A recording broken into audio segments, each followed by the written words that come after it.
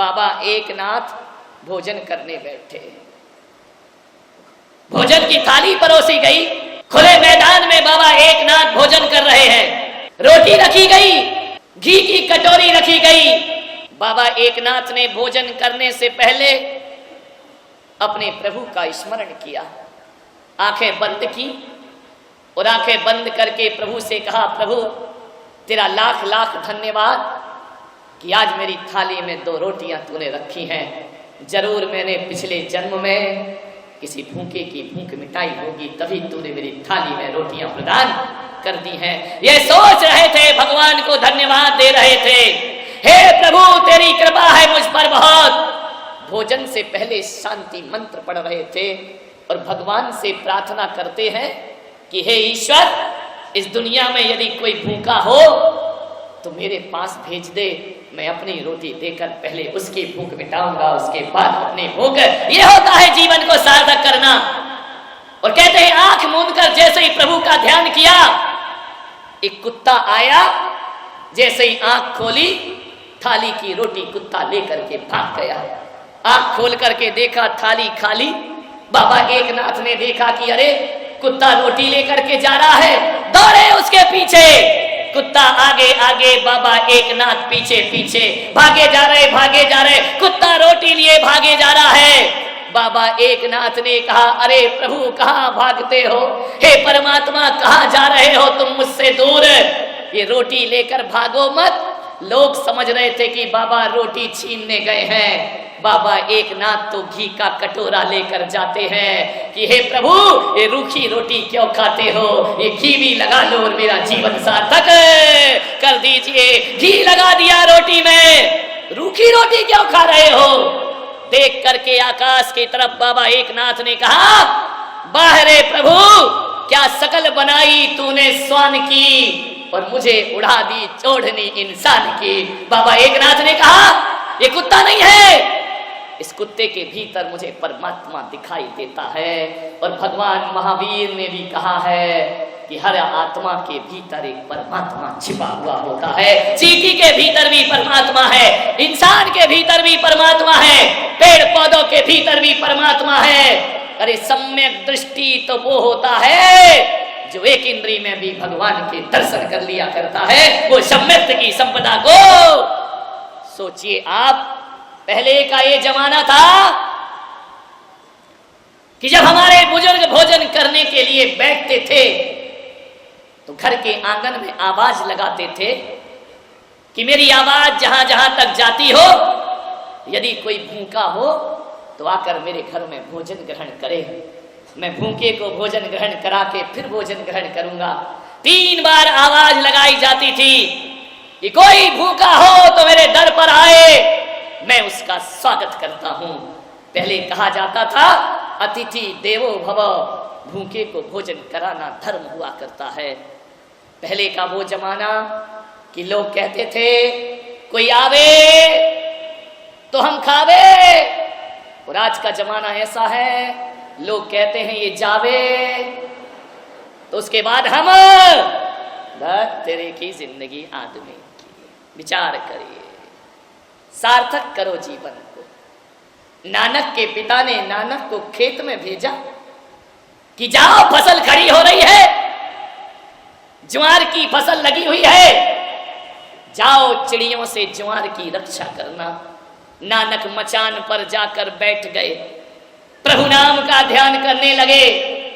चिड़ियों ने देखा कि ये कैसा रखवाला है, ये हमें भगाता ही नहीं है। चिड़ियां आकर के ज्वार बाजरा खाने लगी। जैसे ही नानक की आंखें खुली, नानक ने कहा मजा आ गया, पिता ने भेजा था रक्षा करना, बेटा कह रहा है राम जी की चिड़िया और राम जी का खेत, खाओ री चिड़िया भर भर पेट, खाओ री चिड़िया भर भर। मेरा क्या है, मेरे बाप का क्या है, राम जी की चिड़िया और राम जी का खेत है, ध्यान रखिए। नानक को बहुत मारा पिता ने कि पागल ये क्या करता है तू, मैंने चिड़ियों से रक्षा करने के लिए तुझे भेजा था। उसने कहा बापू चिड़ियों की तो रक्षा कर रहा था। अरे बोले पागल है क्या, सारा खेत का दाना चुग गई। बोले पिताजी, यदि दाना नहीं चुगती तो चिड़ियों की रक्षा कैसे होती? सारी चिड़िया भूखी मर जाती। इसलिए मैंने कहा कि राम जी की चिड़िया और राम जी का खेत, खा लो चिड़िया भर भर पेट। ध्यान रखिए, ये होती है संतों की करुणा। अरे अपने लिए नहीं, दूसरों के लिए भी जीने का थोड़ा सा प्रयास करिए। कल हजारों लड्डू चढ़ाएंगे, एक लड्डू किसी भूखे को दे देना, गरीब को रास्ते में। मैं कहता हूँ हजारों लड्डू से भी ज्यादा पुण्य लगेगा। बाबा के चरणों में चढ़ाया हुआ लड्डू यदि किसी गरीब के दामन में चला जाता है तो ध्यान रखना, वो लड्डू लड्डू नहीं रहता है, गोपाचल वाले बाबा का प्रसाद बन जाया करता है, जीवन का आनंद बन जाया करता है। सेवा करें, लाखों रुपए दान करते हो, कोई बात नहीं है। इस पंडाल में बैठे हुए लोग सोच रहे होंगे कि काश हमारे पास पैसा होता तो हम भी दान करते, हम भी बोलियां लेते। आज हमारे पास पैसा नहीं है, हम कैसे इस सौभाग्य को प्राप्त करें? नहीं मेरे भाई, ये दिमाग से निकाल दीजिए कि पैसे से ही धर्म हुआ करता है। ये बात अपने दिमाग से निकाल दो, पैसा ही अकेला सब कुछ नहीं होता है। मैं तो ये कहता हूं कि माला फेरने वाले हाथों से ज्यादा वो हाथ पवित्र होते हैं जो दीन दुखियों की सेवा किया करते हैं। उनसे पवित्र हाथ दुनिया में कोई दूसरे नहीं हुआ करते हैं। अरे किसी को जीवन दान देते हैं, वो हाथ बहुत पवित्र है। कुरान, गीता, बाइबल समय सार हाथ में लेने वाले हाथ उतने पवित्र ना होंगे जितने किसी का भला और सेवा करो तो तुम्हारे हाथों में पवित्रताएं अपने आप आ जाया करती हैं। निस्दिन वैया वृत्त करैया सो निश्चय भव। सेवाएं करिए अपने जीवन में थोड़ी सी। बहुत से ग्वालियर के विभिन्न मोहल्ले के नरियल चढ़ रहे हैं मुझे, महाराज हमारे मोहल्ले में पधारना, हमारे नगर में पधारना। क्यों पधारना भाई? हमें आहार दान का सौभाग्य प्रदान करना। हम अपने घर में आपके चरण पढ़वाना चाहते हैं। हर नारी का इस स्वप्न रहता है कि अपने गुरु को अपने हाथ से जीवन कराए, अपने हाथ से एक गिलास आहार देकर। अरे कामी भोगियों को जिंदगी भर खिलाते हो, सौभाग्यशाली होते हैं जो संयमियों को अपने हाथ से एक गिलास आहार प्रदान किया करते हैं। कहा जाता है कि हजारों लोगों को भोजन कराने से वो आनंद नहीं मिला करता है, और किसी मुनि को एक गिलास आहार दे दिया जाए तो जीवन में आनंद की अनुभूति हो जाया करती है। बहुत सी महिलाएं सब चाहती हैं। कल तो एक सिंधी परिवार मेरे पास आया, महाराज क्या हमारे घर जीवन के लिए आप पधार सकते हैं? सौभाग्य देखो उनका। मैंने कहा आ सकता हूं। बोले हम जैन नहीं हैं। मैंने कहा तो भी मैं आ सकता हूं। मुसलमान? मैंने कहा वहां भी जा सकता हूं। कोई भी मुझे आहार दे सकता है, कोई पाबंदी नहीं है मेरे पास। जैनियों की आत्मा धक धक हो रही है। महाराज ये क्या कह रहे हो तुम? है कहां जाके आहार लोगे? मैं ले सकता हूं। कोई भी ग्वालियर का घर ऐसा नहीं हो जहां मेरा भोजन ना हो। हर घर में मैं अपना भोजन कर सकता हूं। इस पंडाल में जितने लोग बैठे हैं, बोलो क्या तुम मुझे भोजन कराना चाहते हो? हाथ उठाकर देखा सब। बाप रे, इतना बड़ा तो मेरा पेट नहीं है भाई। लेकिन एक बात ध्यान रखना, मैं हर किसी के घर में आऊंगा, कोई घर बाकी नहीं रहेगा। हर किसी के घर में भोजन करने आऊंगा। आप यदि अपने घर में 20 रोटी बनाते हैं तो मैं आपसे निवेदन कर रहा हूं कि 4 रोटी मेरे लिए भी बना लिया करो। 20 में से 4 मेरे लिए निकाल देना, क्योंकि मैं अपना बना हुआ भोजन नहीं लेता हूं अपने निमित्त का। यदि 20 रोटी बनती है घर में, 4 रोटी मेरे लिए बनाना। ध्यान रखना, और वो 4 रोटी हर घर में मेरे लिए बनना चाहिए, उसमें तुम मत खाना। वो 4 रोटियां यदि हर घर में जैन अजैन सबके घर में बनेगी, और मेरे नाम की जो रोटी तुम बनाओगे, अरे पुलक सागर भले ना आए, वो 4 रोटी किसी भूखे को खिला देना। मैं समझूंगा मेरा आहार तुम्हारे घर में हो चुका है। प्रतिदिन 4 रोटी मेरी निकालना, और घर में यदि गाय आ जाए तो 4 रोटी दे देना उसे। घर में कोई भूखा आ जाए, भिखारी आ जाए, क्या परीक्षा करते हो 2 रोटी के लिए? 2 रोटी 4 रोटी उसके दामन में डाल देना। और उसको यदि तुम रोटी दोगे, तुम सोचते रहो कि हमने भिखारी को दिया है, और मैं सोचते रहूंगा कि भिखारी को नहीं, तुमने मेरे सामने अर्घ चढ़ा दिया है। इससे बड़ा धर्म दुनिया का कोई दूसरा। बोलो, सिंधी परिवार हो, जैन हो, वैष्णव हो, माहेश्वरी हो, 4 रोटी मेरे लिए निकालोगे ना? मेरे खाने का मतलब ये नहीं कि मैं आकर खाऊंगा। अरे भगवान भी तो नहीं लेता ना, फिर भी तो मूर्ति को भोग लगाते हो। अपने ठाकुर जी को भोग लगाया जाता है, मूर्ति थोड़ी खाती है। लेकिन जब ठाकुर जी को, पत्थर की मूर्ति को भोग लगाते हो, तो तुम ऐसा सोचते हो कि ठाकुर जी भोजन कर रहे हैं। अरे भूखे को 4 रोटी खिलाना, सोचना पुलक सागर भोजन कर रहा है। तुम्हारे घर में आहार ग्रहण 4 रोटी बस, और 10 रुपए मुझे जरूर देना हर दिन, ध्यान रखिए। इतना तो दे दो भाई, मुझसे लाखों रुपए का आशीर्वाद मांगते हो, मेरे को 10 रुपया भी नहीं दोगे, मुझे 10 रुपया नहीं दोगे ना, तो इनकम टैक्स वाला 10 लाख ले जाएगा उठा करके। ध्यान रखना, विचार करना है। 4 रोटी और 10 रुपए। 10 रुपए इसलिए कह रहा हूं, लोग कहेंगे महाराज रोटी की रोटी खाओ, 10 रुपया और मांग रहे हो। ध्यान रखिए, 4 रोटी मेरी माताएं मुझे देंगी, और 10 रुपया जो पिता तुल्य हुआ करते हैं ये मुझे प्रदान करेंगे। 10 रुपए हर घर से मिलना चाहिए। और एक बात ध्यान रखना, वो 10 रुपए मैं ये नहीं कहूंगा कि तुम मेरे ट्रस्टियों को लाके दे देना, मैं ये नहीं कहूंगा किसी मंदिर में जाके देना। वो 10 रुपए जो मैं कह रहा हूं, मैं हर व्यक्ति को, ध्यान रखना, लाखों करोड़ों रुपए दो तब किसी संस्था में ट्रस्टी बन पाते हैं। काहे को ट्रस्टी बनना, अपने ट्रस्टी खुद ही बनो। मैं ऐसा ट्रस्ट खोल रहा हूं जिसमें तुम ही ट्रस्टी हो, तुम ही अध्यक्ष हो, तुम ही मंत्री हो, तुम ही कोषाध्यक्ष हो, सारी कमेटी तुम ही बन जाना, और पर डे 10 रुपए निकालना, और एक गुल्लक में डालते रहना। गुल्लक को गुल्लक मत समझना, अपने ट्रस्ट का कोषाध्यक्ष समझना। 10 रुपए पर डे उसमें देना, और महीने के जब 300 रुपए हो जाएं, तो किसी अनाथ के लिए 300 रुपए की सहायता हर महीने करते रहना। इससे बड़ा दान दुनिया में कोई और हर व्यक्ति कर ले। एक व्यक्ति करेगा तो 300 रुपए होंगे। सोचो, इतने सारे लोग यदि अपना अपना ट्रस्ट खुद बना लेंगे, बोलो मेरे भारत से गरीबी अपने आप दूर हो जाएगी, अभावों का जीवन अपने आप समाप्त हो जाए। खोलिए एक बैंक, तुम ही कैशियर, तुम ही मैनेजर, तुम ही भरने वाले, तुम ही निकालने वाले। क्या अपनी दुकान से 10 रुपए प्रतिदिन नहीं निकाल सकते हो? क्या 4 रोटी तुम अपने घर में नहीं निकाल सकती हो? निकाल सकती हो ना? तो आचार्य कुंद कुंद से ही कहते हैं, दानम पूजा मुखम सावय धम्मो, यही सावक का धर्म है। 4 रोटी निकालिए। सभी ने हाथ उठाए थे मुझे भोजन कराने के। मैं ग्वालियर में रहूं या नहीं रहूं, तुम्हारे घर में रोज आहार होंगे या नहीं होंगे, बोलिए। मैं भगवान धरती पर नहीं रहता, फिर भी दुनिया का भोग स्वीकार किया करता है। मैं यहाँ रहूं या ना रहूं, जिस घर से 4 रोटी निकलेगी, मैं दुनिया के किसी भी कोने में रहूं, मैं तुम्हारा आहार ग्रहण कर लूंगा। ध्यान रखिए, 10 रुपए प्रतिदिन निकालने का प्रयास करिए। मुझे नहीं चाहिए। एक जैन परंपरा में भोग नहीं लगाया जाता है, यहां सामग्री अर्पण की जाती है।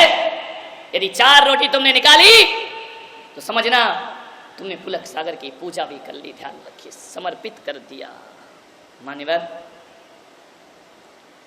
मैंने एक जगह देखा, बिहार कर रहा था, एक अंधा लोगों से कह रहा मुझे सड़क पार करा दो। सैकड़ों लोग निकल गए, किसी ने उसके तरफ ध्यान नहीं दिया। अंधा कह रहा है बाबूजी मुझे उस पार करा दो, ट्रैफिक बहुत है, मुझे दिखाई नहीं देता। मुझे लगा इतने लोग निकल गए, किसी ने अंधे का हाथ न थामा। हकीकत में बताऊं ग्वालियर वालों, मुझे ऐसा लगा कि अंधा ये नहीं है, अंधे वो हैं जो इसे इग्नोर करके आगे बढ़ रहे हैं। ध्यान रखिए, अपाहिज वो नहीं होता जो रोड पार नहीं कर सकता, अपाहिज वो नहीं है जिसके पैर नहीं होते। अरे अपाहिज तो वो होता है पैर होने के बाद भी जो अपाहिज की सहायता नहीं करता।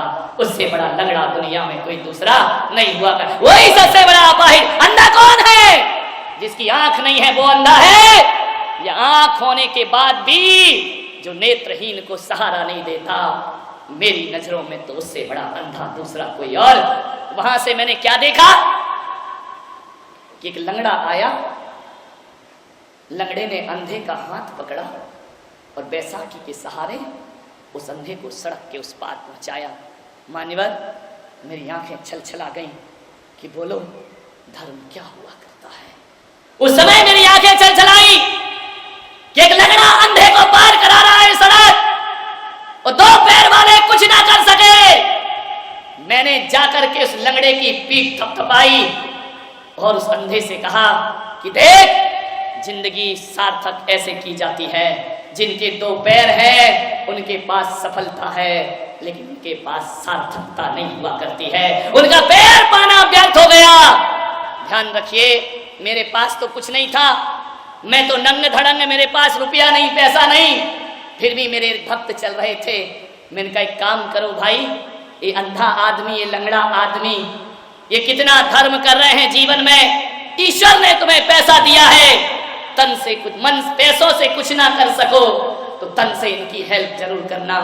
मेरे साथ चलने वाले उस आदमी ने दोनों से कहा कि बताओ तुम्हें किस चीज की जरूरत है। मैं हतप्रभ रह गया ये देखकर। मालूम है, यदि तुमसे मैं पूछूं कि तुम्हें क्या चाहिए तो तुम फट से दामन फैला दोगे।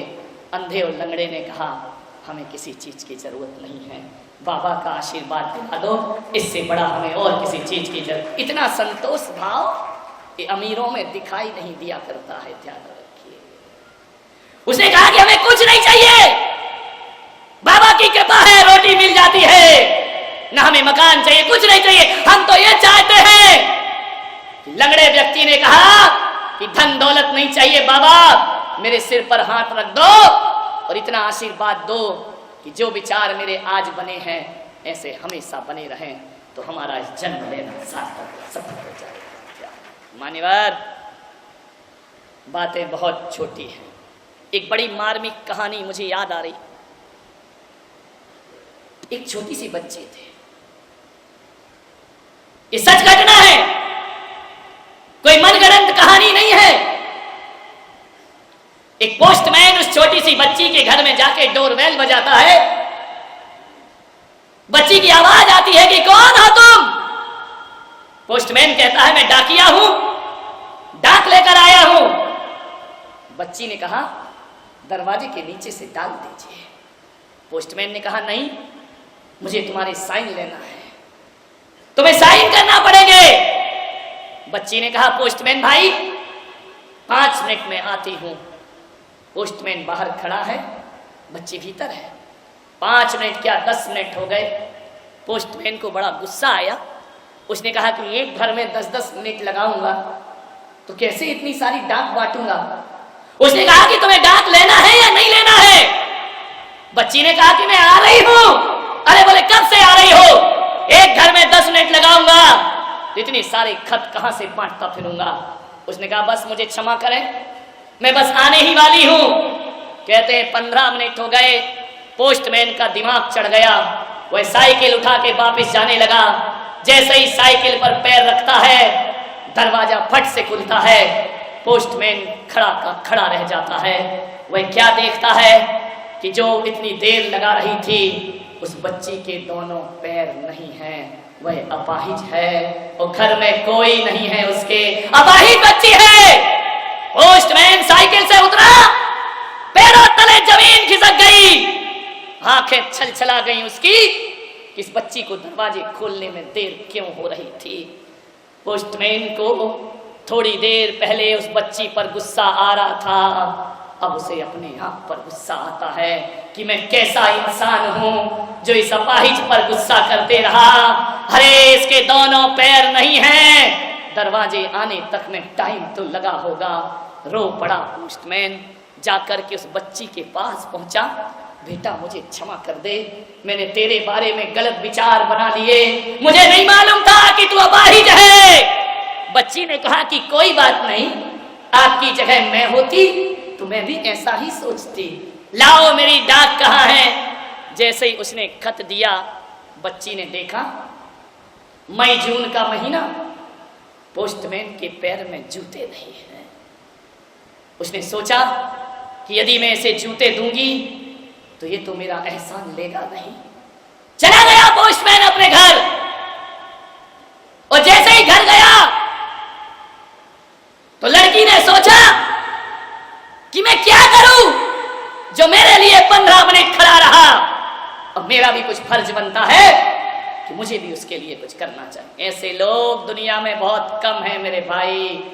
बच्ची ने झट से भीतर गई, घिसटते हुए एक स्केल लेकर के आई, और पोस्टमैन का पैर का निशान जो धरती पर पड़ा था, स्केल से उसका नाप ले लेती है, और नाप लेकर के वह अपने पापा से कहती है, पापा इतना बड़ा जूता ला करके मुझे दे दीजिए। पापा ने कहा, बेटा तू क्या करेगी? बोले ये सब मुझे नहीं मालूम है पापा, बस एक जोड़ी जूता ला करके दे दीजिए। कहते हैं 15 दिन बाद पोस्टमैन फिर एक डाक लेकर आया। बच्ची एक डिब्बे में जूते पैक करके रखी थी। जैसे ही आया, डाकिया ने डाक दी। बच्ची ने कहा कि भैया मैं तुम्हें एक उपहार देना चाहती हूँ, आज मेरा जन्मदिन है।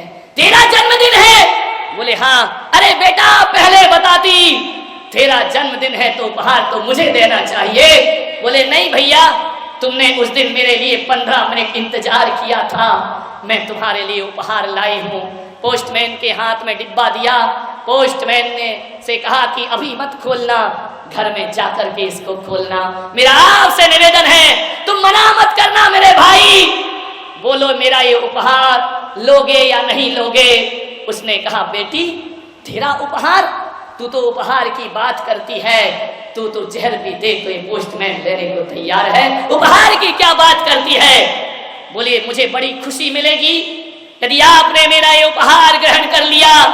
पोस्टमैन ने उपहार लिया, घर पहुंचा, और जैसे ही घर पहुंचता है डिब्बा खोलता है, पैकिंग, पैरों तले जमीन खिसक जाती है।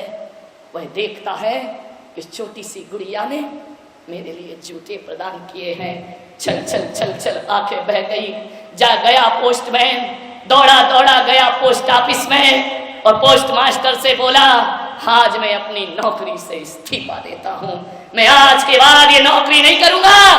पोस्ट मास्टर ने कहा कि बात क्या हो गई? बोले बस मेरा इस्तीफा स्वीकार कर लीजिए, अब मैं ये नौकरी जीवन में कभी ना कर पाऊंगा। अरे पोस्ट मास्टर ने कहा ऐसा क्या हो गया? बोले बस कुछ मत पूछो मुझसे, आज मेरी इंसानियत रोम रोम से रो रही है, आंसू बहा रही है। बोले बात क्या है? पोस्टमैन ने सारी कहानी सुनाई। पोस्ट मास्टर ने कहा इसमें नौकरी छोड़ने की क्या जरूरत है मेरे भाई? बोले नौकरी इसलिए छोड़ रहा हूँ कि उस बच्ची ने, अपाहिज ने, जिसके पैर नहीं थे, उसने मुझे जूते दे दिए। बताओ पोस्ट मास्टर साहब, मैं उस बच्ची को पैर कहाँ से ला करके दूंगा? जो मेरे पैरों में जूते पहना रही है, मैं उसे पैर कहाँ से प्रदान करूंगा? इतनी मानवता। आंखें भर रही हैं सबकी ये घटना सुन के। लगता है इंसानियत आज भी मौजूद पड़ी हुई है। जरा सोचिए आप एक बार। वो पोस्टमैन कहता है बताओ मैं आपसे पूछता हूं कि जो मेरे पैरों के जूतों का ख्याल रखती है, तो क्या मेरा फर्ज उसके पैरों का ख्याल रखने का नहीं बना करता है? अब मैं नियम लेता हूं, आज से ये नौकरी कभी ना करूंगा, और ये जूते मैं पहन नहीं पाऊंगा, और डांट आएगी तो उस बच्ची के सामने मैं जा नहीं पाऊंगा। इतना बड़ा उपकार उसने मेरे लिए किया।